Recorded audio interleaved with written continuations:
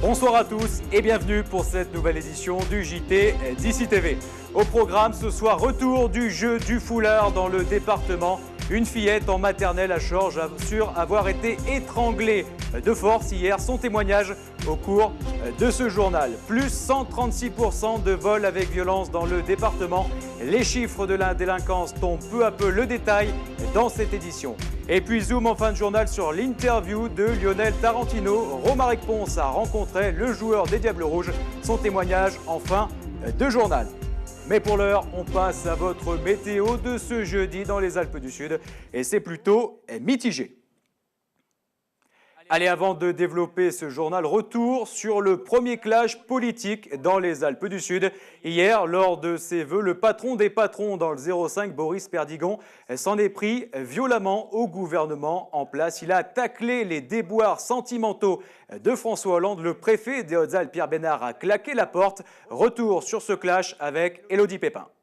Venu présenter ses vœux hier soir devant les entrepreneurs, Boris Perdigon, président de l'UPE, nous a offert finalement un tout autre discours, égratignant sans détour les politiques. Extrait.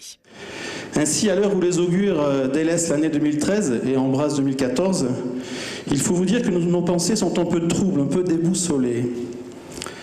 En effet, étirées entre une gauche perdue, une droite tétanisée, il paraît que nous serions rhône-alpins. Alors, c'est une détermination fort complexe puisqu'effectivement, Marseille est dans les Bouches-du-Rhône. Vous voyez, première difficulté, c'est pas évident. Mieux, il paraîtrait que ce département, le plus dépensier par habitant, serait aussi l'un où nous sommes le plus heureux et sans doute, en tout cas statistiquement, le plus accueillant. Enfin, paradoxe, dans ce département qui a vu ces 3 dernières années une véritable augmentation du chômage, c'est aussi la zone la moins touchée de la région PACA. Pour tout cela, je vous souhaite donc la bienvenue. À vrai dire, 2013 fut une année comme toutes les autres, comme 2012, 2011, une année particulièrement difficile. Et rendue encore plus difficile par l'analyse erronée de notre épicurien chef d'État, François Gaillet, au cœur d'une crise que nous ne cessons de payer. Mais voilà, en ce début d'année, ayant élu un président socialiste, nous voyons devant nous se lever un désormais socio-démocrate, peut-être de centre-droit, assurément adultérin. Et à la sortie de son discours, bien préparé, Boris Perdigon assume complètement. Je fais suite à l'intervention ce matin de M. le Président de la République qui souhaitait s'élever aux forces vives de la nation. Et il m'a semblé effectivement à la fois entendre son discours de vérité et tout le paradoxe qu'il est pour lui en tant qu'élu socialiste, certes au plus haut rang de la nation, mais élu sur un programme socialiste. Et puis j'ai tenté aussi de lire entre les lignes de ces déclarations de ce matin, puisqu'effectivement, en gros, c'est à nouveau à nous de tout faire dans le cadre du dialogue social. Un nouvel épisode donc de tension entre le préfet des Hautes-Alpes et le représentant des patrons. On sait que le climat est tout aussi tendu entre le préfet et le sénateur, comme avec Jean-Michel Arnaud. Reste ce départ précipité du préfet à jeter un froid. À la sortie, les entrepreneurs présents dans la salle auraient peut-être aimé un peu plus de réserve. Mais j'aime beaucoup Boris, c'est quelqu'un de franc et direct. Peut-être il a laissé trop parler son cœur ou ses tendances personnelles par rapport au rôle de président de l'UPE. Quelques idées politiques personnelles qui étaient peut-être un petit peu trop tranchées à mon goût.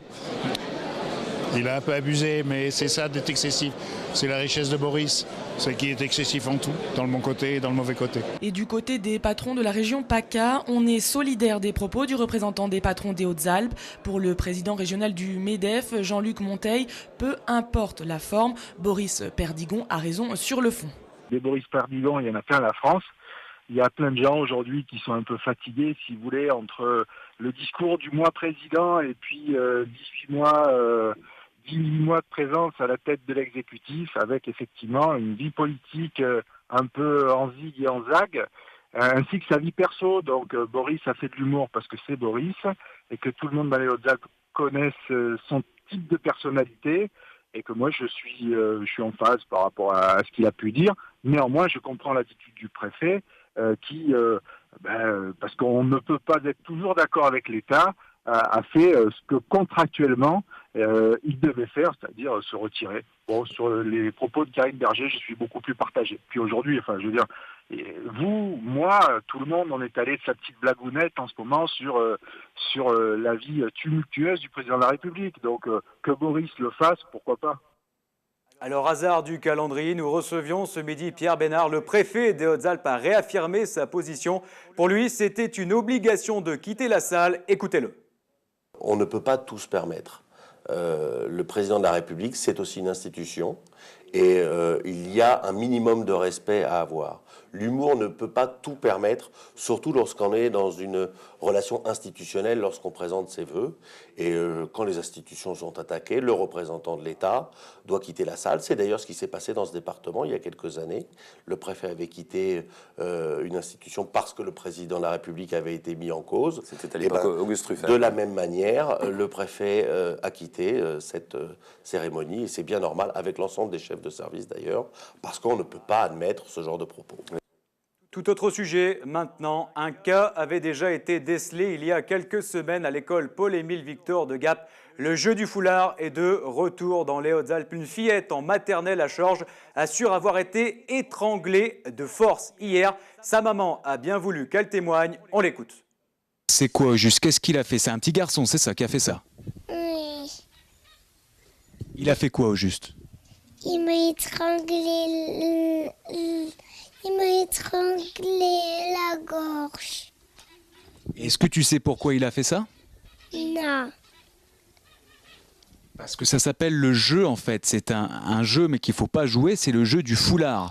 Et est-ce que c'était la première fois que ça t'arrivait ça? Ou est-ce que tu as déjà vu des gens le faire à l'école de Chorges? Je l'ai déjà vu. Alors je lui ai demandé ce qui s'était passé à l'école, j'ai voulu les prévenir du jeu du foulard. Et en lui expliquant ce que c'était, elle m'a dit qu'on l'avait étranglée dans la journée. Et depuis, elle a mal à la tête et elle est très fatiguée. Donc vous aimeriez aujourd'hui que l'école de Chorges organise une réunion et fasse de la prévention, tout simplement? Oui, une réunion avec tous les parents d'élèves et faire de la prévention auprès des enfants, même s'il faut faire intervenir un professionnel. Et aussi peut-être un psychologue pour ceux qui ont été étranglés, parce que je pense que ça peut les marquer. Et le maire de Chorges prend le sujet très au sérieux. Il appelle même les parents à venir se plaindre directement en mairie. Écoutez Christian Durand. Disons je pense qu'il faut revoir un petit peu les responsabilités de chacun. La commune est bien propriétaire des locaux, mais donc c'est l'éducation nationale par l'intermédiaire des institutrices qui a la responsabilité des enfants pendant les heures scolaires. On parle de maternelle, effectivement, il y a du personnel communal qui vient en soutien, donc sous la forme des ASEM, qui vient en soutien aux institutrices, aux professeurs des écoles pour la surveillance des enfants. Le restaurant Saint-Al de Tallard va-t-il fermer ses portes? En 2011, la Socotec avait rendu un avis défavorable. Depuis, les propriétaires assurent que des travaux ont été effectués, pas assez, selon la municipalité qui réclame un nouveau rapport stipulant que tout est en règle. Alors l'un des gérants, opposant notoire de Jean-Michel Arnaud, assure qu'il est en règle avec la municipalité. On l'écoute. 3 ans après, on a la mairie qui se réveille et qui m'envoie une lettre me disant qu'il vous a été demandé de fournir copie, certificat des attestations de levée d'observation du rapport Socotec pour l'électricité. Et il me donne 15 jours, faute de quoi je serai amené à prononcer sa fermeture par arrêté. Nous, dans un souci de transparence, nous avons fait revenir la Socotec, qui a fait un deuxième rapport. Dans ce rapport, il suffit de comparer les 2 rapports et de se rendre compte que les premières observations n'apparaissent plus dans le second rapport. Mais je veux dire, quand on est un tant soit peu logique et intelligent, on se rend compte que d'une seule chose, ils ne sont pas capables de comparer les 2 rapports. Donc hier, on a reçu la visite du policier municipal de Tallard qui nous demande carrément de fermer, alors que nous avons envoyé une lettre à l'attention de monsieur le maire, dans laquelle je lui explique que nous avons fait revenir la Socotec afin que soit effectuée une autre visite et que nous puissions être aux normes, vu que le dernier rapport était trop ancien. Je lui explique que tout sera fait dans un délai très court, comme ça a été fait par la suite. Il ne comprend pas. Et de son côté, la mairie de Tallard n'a pas souhaité réagir. Plus 136% de vols avec violence dans le département en un an. Les chiffres de la délinquance tombent peu à peu, ils sont à relativiser. On observe néanmoins une baisse des cambriolages et des vols de voitures. Dossier d'ici TV. Les chiffres, ce sont ceux de l'ONDRP, l'Observatoire national de la délinquance et des réponses pénales. Tout le monde peut les consulter sur Internet. Ils sont fournis pour chaque département par la police nationale et la gendarmerie nationale. Alors les données s'arrêtent à septembre 2013. Selon ces chiffres, nous pouvons donc affirmer que sur un an, et attention, selon la police nationale, les atteintes aux biens ont baissé d'environ 15%. Les atteintes à l'intégrité physique diminuent fortement entre février et avril avant de repartir à la hausse jusqu'en septembre. En revanche, les chiffres relevés par la gendarmerie nationale sont moins flatteurs, plus 30% d'atteintes aux biens et à l'intégrité physique sur un an, soit par exemple plus de 400 atteintes aux biens en septembre 2013 ou 80 atteintes volontaires à l'intégrité physique. Entrons en détail dans ces données pour la police nationale. Baisse des dégradations, baisse des cambriolages, baisse des vols d'automobiles, mais augmentation des vols à la roulotte, plus 33% de 2012 à 2013 et plus 136% de vols avec violence sur la même période. Pour la gendarmerie, baisse des vols de voitures, mais très forte augmentation des dégradations, plus 86% et des cambriolages, plus 28%. Et terminons avec le détail des atteintes à l'intégrité physique, plus 17,9% de violences sexuelles constatées par la gendarmerie entre 2012 et 2013, plus 80% de menaces et chantages et enfin plus 27,4% de violences physiques non crapuleuses. Tous ces chiffres sont évidemment à retrouver en détail sur d'ici.fr. Politique maintenant, et nous sommes à 2 mois jour pour jour des élections municipales. À Barcelonnette, ça sera très chaud entre le maire sortant Jean-Pierre Aubert et Pierre-Martin Charpenel. Et direction l'Ubaye avec Annick Berger. Droite et gauche s'affrontent pour Barcelonnette. La commune de la vallée de l'Ubaye dans les Alpes de Haute-Provence fera partie des communes à suivre pour les municipales de 2014. Le maire sortant PS, Jean-Pierre Aubert, a annoncé sa volonté de se représenter sur sa commune. Après 6 ans, soit un mandat à la tête de la ville et plusieurs mois de réflexion et de spéculation, le maire sortant demandera à nouveau aux Barcelonnettes de lui faire confiance pour les 6 prochaines années. Fort d'un bilan culturel et la création notamment du foyer des jeunes sur la commune, Jean-Pierre Aubert se dit prêt à poursuivre son action. Être maire de Barcelonnette, c'est un engagement total, c'est du plein temps. Ça fait longtemps que je n'avais pas autant travaillé. Et depuis 6 ans, je passe ma vie pour Barcelonnette. Alors heureusement, j'ai la passion de Barcelonnette. J'y suis né, ce sont mes plus beaux souvenirs. J'aime passionnément cette ville. Et donc, voilà, j'ai finalement accepté de continuer pendant 6 ans parce que c'est l'équipe qui me l'a demandé et cette équipe est formidable. Une équipe absolument formidable d'hommes et de femmes et d'hommes qui sont totalement eux aussi engagés, impliqués et qui mettent tout leur cœur. Mais la droite ne l'entend pas de cette oreille. Sur la commune, Barcelonnette, sous-préfecture des Alpes de Haute-Provence, fait en effet partie des objectifs de l'opposition et de l'UMP pour les prochaines municipales de mars 2014.